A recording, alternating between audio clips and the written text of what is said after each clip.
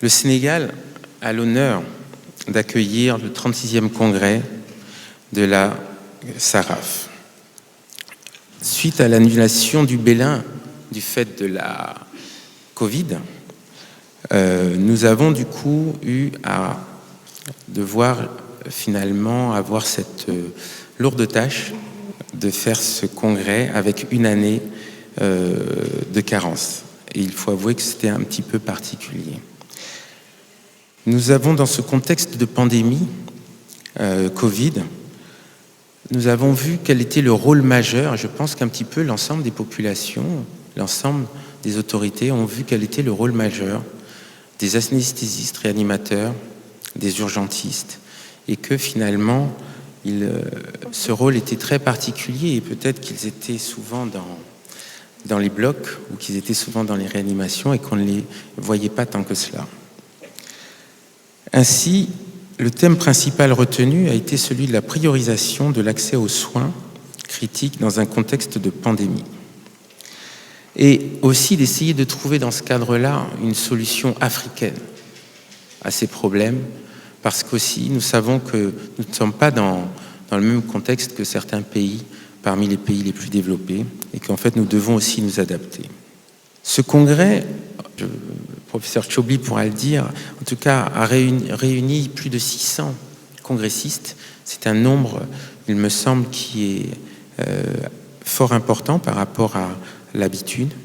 Et nous avons comme pays représentés l'Afrique subsaharienne, le Maghreb, l'Europe, les Antilles, et on voit finalement la diversité des personnes, de professeurs que nous avons pu avoir avec nous, et de congressistes.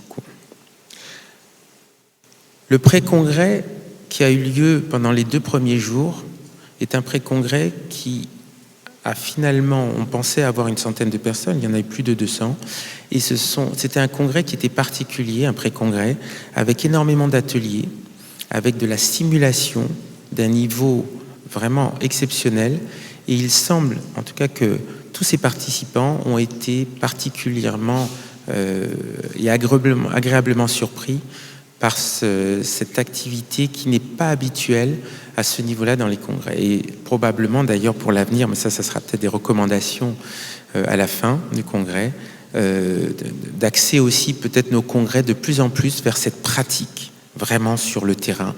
Et on sent d'ailleurs que c'est un vrai bénéfice pour l'ensemble des congressistes dans ce cas. Ce congrès se continue avec les conférences, les ateliers, les communications scientifiques jusqu'à vendredi.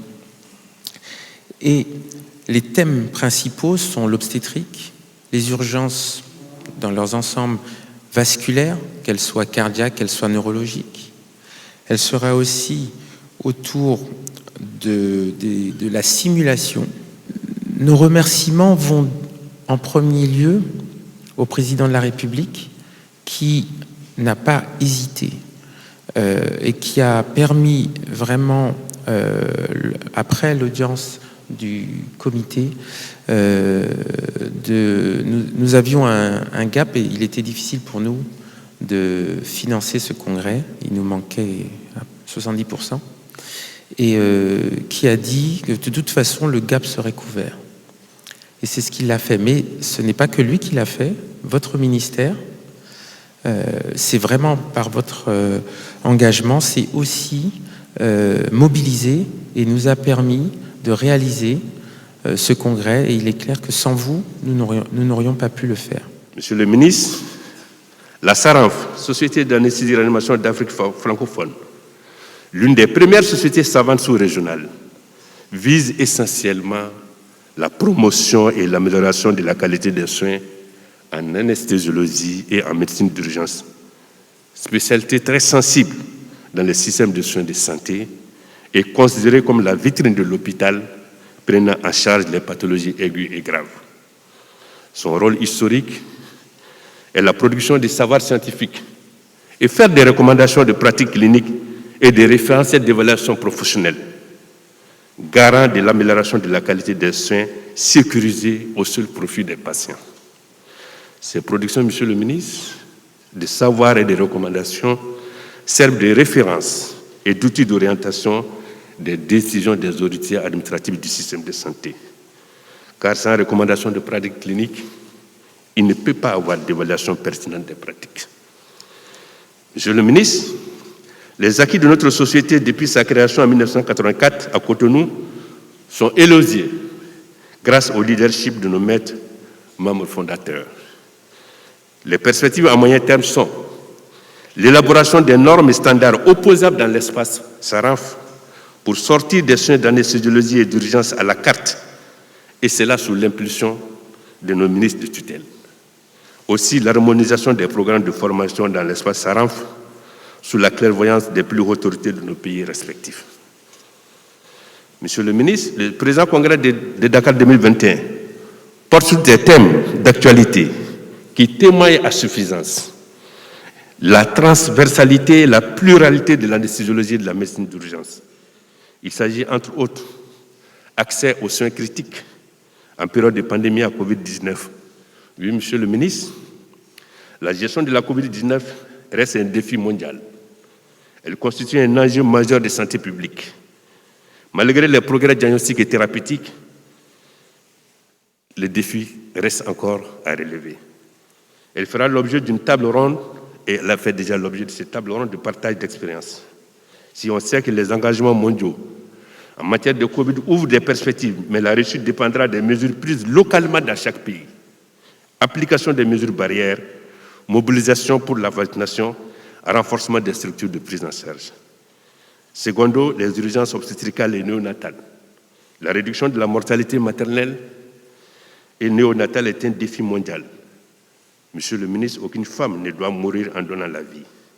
Et l'atteinte de cet objectif passe par la qualité des soins obstétricaux et néonataux d'urgence. Sécurisés, domaine au cœur de l'activité quotidienne des anesthésiologistes et des urgentistes.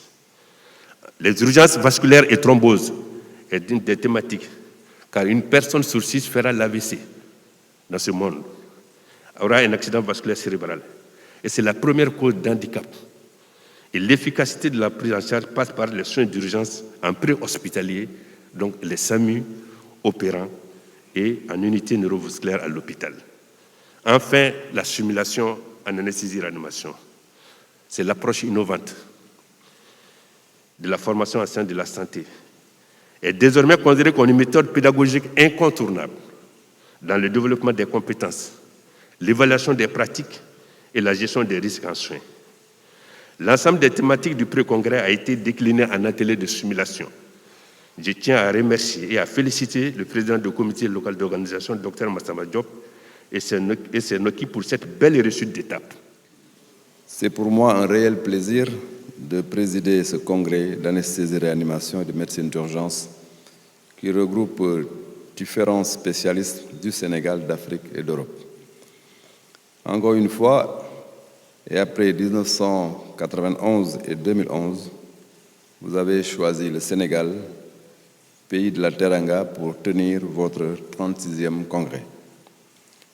Nous en sommes très honorés et je voudrais vous souhaiter la chaleureuse bienvenue au nom de Monsieur le Président de la République qui accorde à cette rencontre une très très grande importance.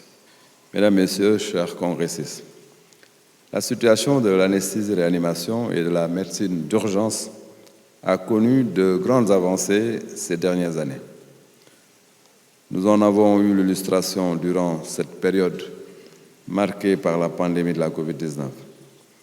En effet, les anesthésistes réanimateurs jouent un rôle majeur dans la gestion de cette maladie, notamment dans la régulation et le transport des patients, ainsi que dans la prise en charge des cas graves au niveau des unités de réanimation Covid des établissements de santé. C'est la raison pour laquelle le gouvernement a consenti d'importants efforts, en particulier dans le domaine de la formation, avec l'octroi de bourses de spécialisation en anesthésie-réanimation et en médecine d'urgence, dans la construction de nouveaux hôpitaux dotés de services d'accueil et d'urgence et de services de réanimation très bien équipés. Je rappelle que la bourse de spécialisation a été doublée passant de 150 000 francs CFA à 300 000 francs CFA. Ainsi, 727 800 000 francs CFA ont été mobilisés entre 2012 et 2021 pour la formation de 58 médecins anesthésistes réanimateurs. Cet effort sera maintenu afin d'augmenter le nombre de bourses de spécialisation, mais aussi, surtout, d'améliorer considérablement les conditions de travail. En accord avec les autorités universitaires, nous travaillons également à intégrer les médecins formés dans ce domaine dans le corps des médecins spécialistes. Je voulais terminer simplement pour dire que le chef de l'État, son Excellence le Président Macky Sall, accorde une très très grande importance à votre spécialité. Il devrait d'ailleurs être aujourd'hui avec vous s'il n'avait pas une urgence qui l'a conduit en dehors du pays par rapport aux urgences de l'heure, qui sont des urgences sous-régionales. Il me charge de vous dire l'importance qu'il accorde à votre spécialité. Je voudrais ainsi souhaiter, pour finir, plein succès à nos travaux et déclarer ouvert le 36e congrès de la Société d'anesthésie-réanimation d'Afrique francophone et le 8e congrès de la Société sénégalaise d'anesthésie-réanimation et de médecine d'urgence.